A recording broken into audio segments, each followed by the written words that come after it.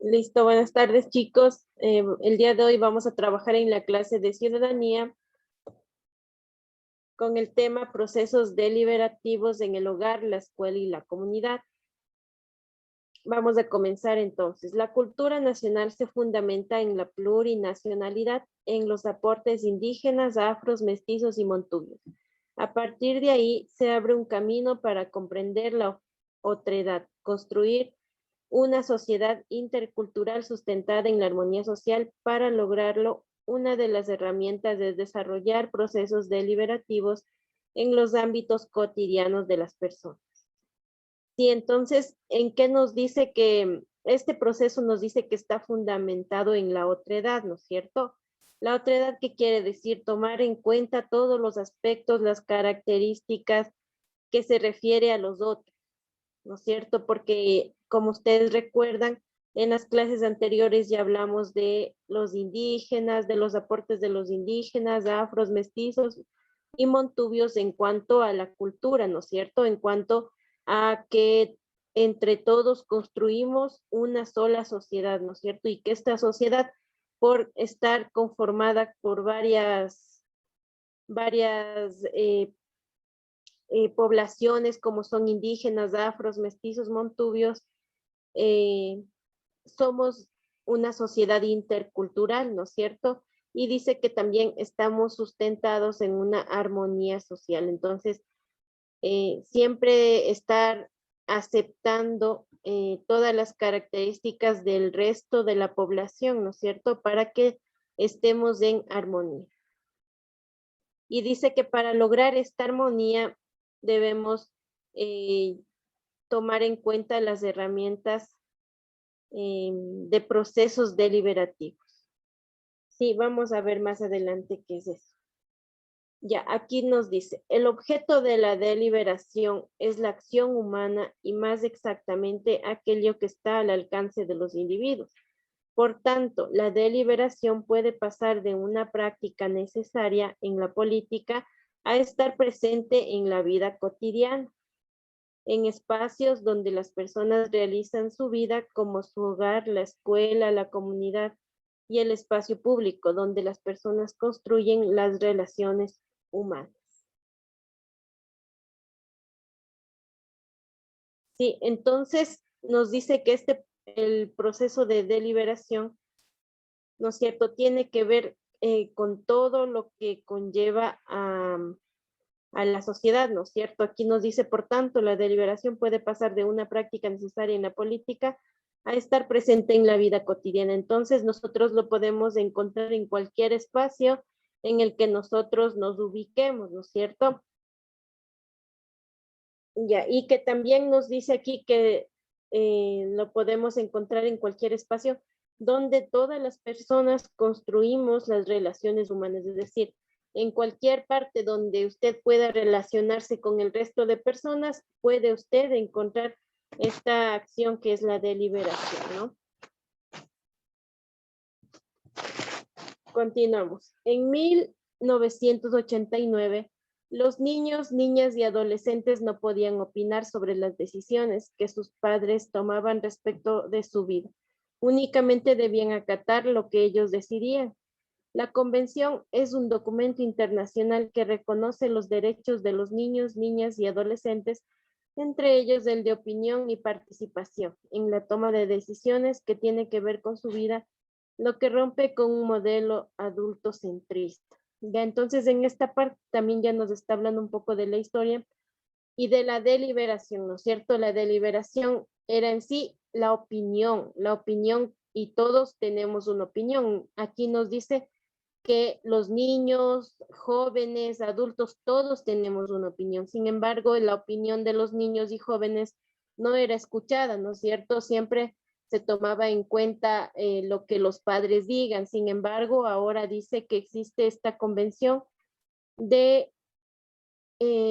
convención internacional que reconoce los derechos de los niños, niñas y adolescentes. Entonces, aquí ya se toma en cuenta la opinión y participación, la toma de decisiones de los niños y adolescentes, ¿no es cierto? Entonces ya dice que se deja a un lado este modelo adultocentrista, donde solo el adulto es quien tenía la razón y no se tomaba en cuenta la opinión de los niños, ¿no? Continuamos. La ventaja de este procedimiento es que cuando existe la participación de todos los integrantes del hogar, será mucho más fácil dar cumplimiento a las normas acordadas, precisamente porque nacieron del consenso. La imposición genera rechazo, porque surge de la anulación del criterio de las personas para que predomine el criterio de alguien, que asume que solo su opinión es válida. Ya, entonces este proceso de deliberación ha tenido que ver con ¿qué?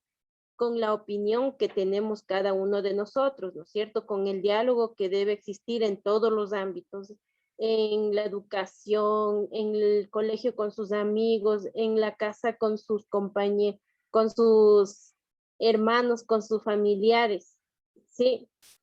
Cuando ya esté trabajando en el trabajo, con sus compañeros de trabajo, etcétera, en el barrio con sus vecinos, ¿no es cierto? Entonces, por eso nos decía, en todo ámbito existe este proceso que es la deliberación. Y aquí nos dice cuál es la ventaja, ¿no es cierto?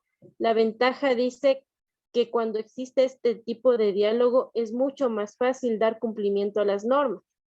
Si es más fácil que sus padres, por ejemplo, se pongan a dialogar con ustedes sobre algún tema que tengan en su hogar, por ejemplo, que a que les digan, no, no, no, y eso no se hace y no se hace. O por ejemplo, cuando la mamá o el papá le dicen, no, que no estés con el chico, que no te conviene él como novio. Entonces, ¿qué hacen las chicas? Con el mismo, ¿no es cierto? Con el que mi mamá me dijo no, con el mismo. O si la mamá le dice, no te vayas de este baile porque puede pasar alguna cosa, esto que lo otro, bueno. La mamá le impone, ¿no es cierto? No le dice, toma en cuenta esto, mira que puede pasar esto. No, la mamá dice, no y punto. Entonces, ¿usted qué hace? Se escapa por la ventana y se fue al baile, ¿no es cierto? Entonces, es esto mismo. Eh, que debe existir el diálogo, dice, para incluso que todas las normas puedan ser cumplidas, ya que siempre cuando hay una imposición, puede ser de los padres, puede ser de los maestros, ¿no es cierto? En este caso, siempre cuando hay una imposición de parte de los niños o de los adolescentes, existe una tendencia al rechazo y a hacer lo contrario, ¿no es cierto? Lo que los papás o los maestros le dicen, no, ustedes sí, sí. Ya, eso quiere decir esta parte. Ya vamos a continuar. Dice, en la escuela también puede darse actos deliberativos. Por ejemplo, cuando se va a organizar un programa y hay que presentar un número artístico, musical o científico, se puede deliberar sobre sus fines y procedimientos, tomando en cuenta el criterio de todos y dando la misma oportunidad de hablar a todos, analizando si las propuestas cumplen con los objetivos, si son viables, si deben considerarse gastos personal y tiempo. Al final se podrá llegar a un consenso y si se requiere, someter a votación las propuestas. Entonces, mire, esto del el proceso deliberativo, los actos deliberativos, ¿qué quieren decir? El diálogo, ¿no es cierto? Entonces, de la misma forma nos dicen la escuela para realizar cualquier programa, un número, si nos toca, por ejemplo, organizarnos en algún número, siempre es importante el diálogo para ver en qué ustedes están de acuerdo y en qué no, ¿no es cierto?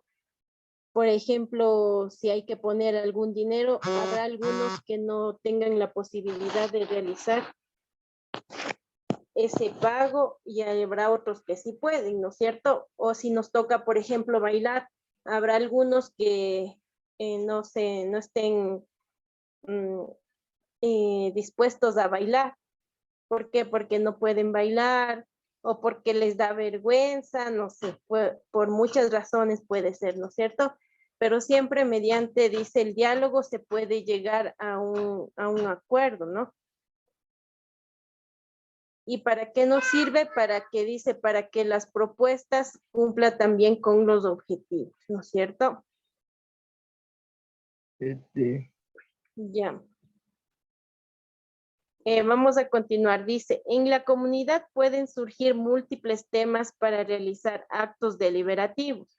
Por ejemplo, el inadecuado manejo de residuos sólidos en los hogares, el uso de los espacios recreativos, el cuidado de animales domésticos, la seguridad ciudadana, los campeonatos deportivos, etc.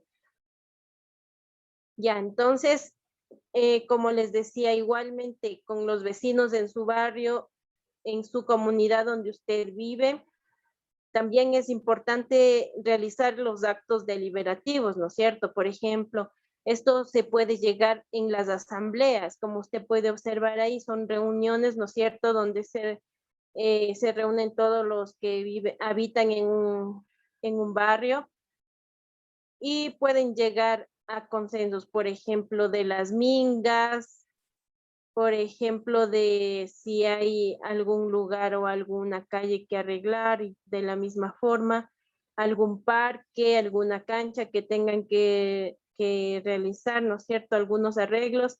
Entonces, para esto sirve los actos deliberativos. Como les digo, chicos, es el diálogo, el consenso al que se llega tomando en cuenta la opinión de todas las personas que se encuentran ahí. Dicen, Ujú. disculpe que le interrumpa. Continuamos. Analicemos el uso de los espacios recreativos. Podríamos partir del análisis de la problemática existente, que puede ser que los juegos infantiles se encuentran destruidos, las canchas de básquet y fútbol tienen el césped crecido. A estos espacios acuden personas a ingerir licor, lo que los convierte en inseguros para que los niños puedan utilizar. Entonces, estos también pueden ser algunos inconvenientes que pueden encontrar en las comunidades o barrios donde ustedes, por ejemplo, vivan, y para esto sirve la deliberación, ¿no es cierto? El diálogo entre vecinos y los acuerdos a los que puedan llegar. ¿Para qué? Para mejorar el ambiente en el barrio, ¿no es cierto? Como aquí nos dice, encuentran diferentes problemáticas y buscan soluciones para las mismas. ¿Sí, chicos? Y la siguiente nos dice, para el éxito del acto deliberativo es clave la motivación para garantizar la asistencia. Para ello es necesario ubicar cómo el problema puede afectar a cada persona o familia.